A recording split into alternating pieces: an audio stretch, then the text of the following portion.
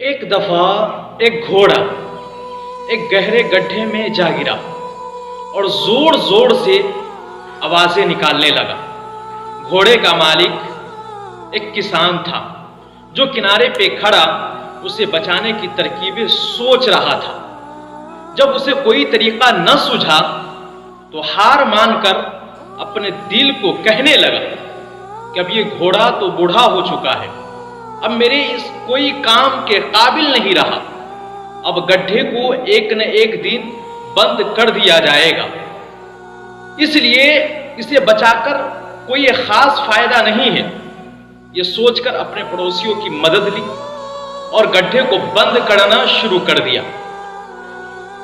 ہر ایک کے ہاتھ میں ایک ایک بیلچہ تھا جس سے مٹی، بجری، کوڑا کرکٹ گڈھے میں ڈال رہے تھے۔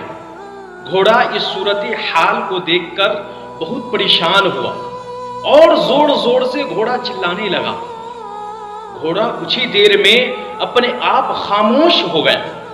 کسان نے جھانک کر دیکھا تو یہ دیکھ کر حیران رہ گیا کہ جب جب گھوڑے کے اوپر مٹی، بجری، کوڑا کرکٹ ڈالا جاتا تب تب گھوڑا اپنے جسم کو جھٹک کر مٹی کو نیچے گرا دیتا اور اس کے اوپر جا کھڑا ہو جاتا۔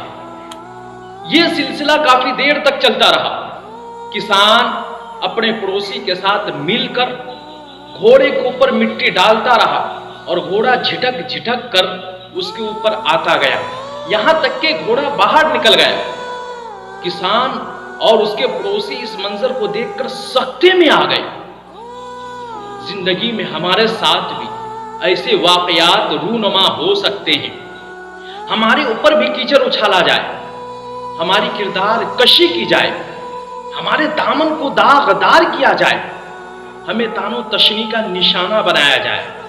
گندگی کے اس گڈھے سے بچنے کا طریقہ یہ نہیں کہ ہم انہیں غلاظتوں کی تہ میں دفن ہو کر رہ جائے۔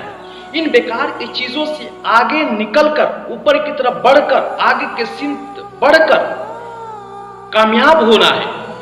زندگی میں جو بھی مشکلات پیش آتی ہے پتھر کی طرح ہوتی ہے، وہ ہمارے عقل پر منحصر ہے کہ ہم اس کے نیچے دب کر رہ جائیں یا ان پتھروں کے اوپر چڑھ کر مشکل کے کنویں سے بچنے کی ترکیب سوچیں۔ خاک ڈالنے والے ڈالتے رہتے ہیں مگر پرعزم انسان اپنا راستہ کبھی نہیں بدلتا۔ اس لیے اب کوشش کرتے رہیں، خوش رہیں، خوشیاں بانٹیں اور اس ناچیز کو دعاؤں میں یاد رکھیں۔ السلام علیکم۔